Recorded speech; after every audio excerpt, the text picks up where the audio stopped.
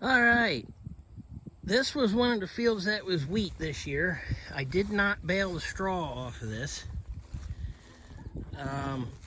I combined it and the straw was laying out here. The foxtails came up through it.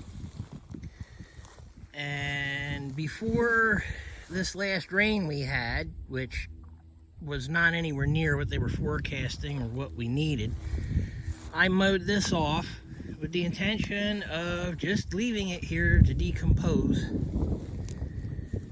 for organic matter. Eventually it'll turn into. You can see this field had been frost seeded to red clover, and the red clover should come up through this stuff no problem after a couple rains. There are some people around here that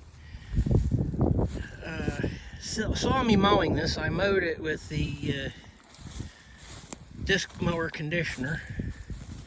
I can't call it a disc mine because it's not a New Holland.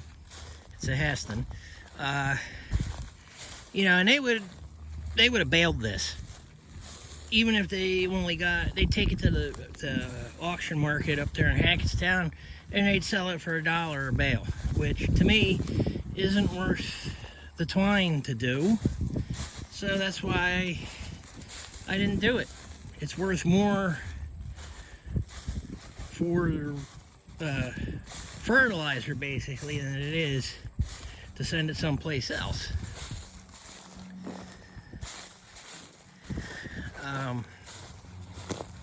Next year I'm planning on putting corn in here,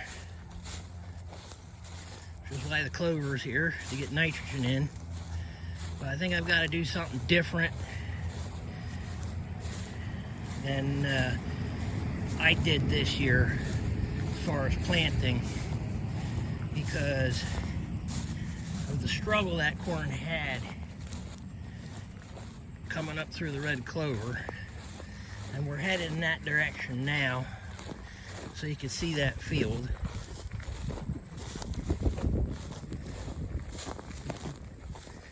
Gotta walk pretty far. I don't know if we're gonna go all the way over to the corn, but you can see it over there. You can see the top of my parents' house and the corn that came up in the clover. It looks better than it did. And yeah, we're gonna check out the other field here. This is the other field that had wheat on it. This is the one that I had just put the wheat in the corn stubble. I didn't bale the straw on this one either. I did disc it. I didn't disc it particularly deep,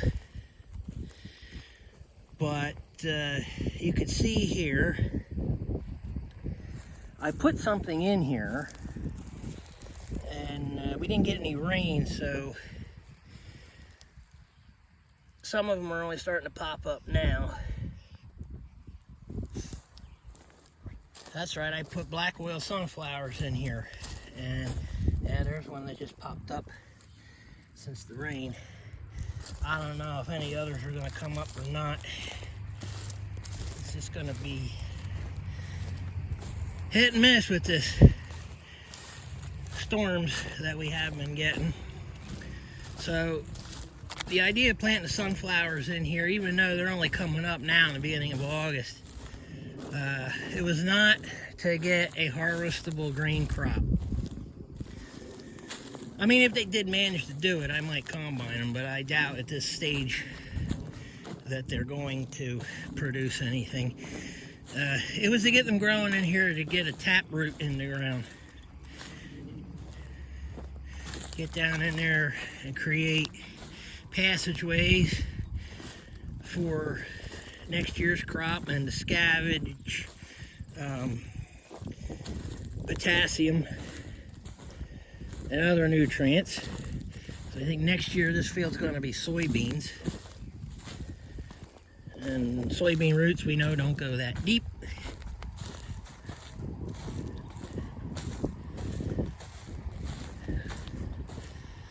So get closer to the clover corn. I forgot what a chore it is to walk up that hill. Maybe I have to get me one of those e-bike things.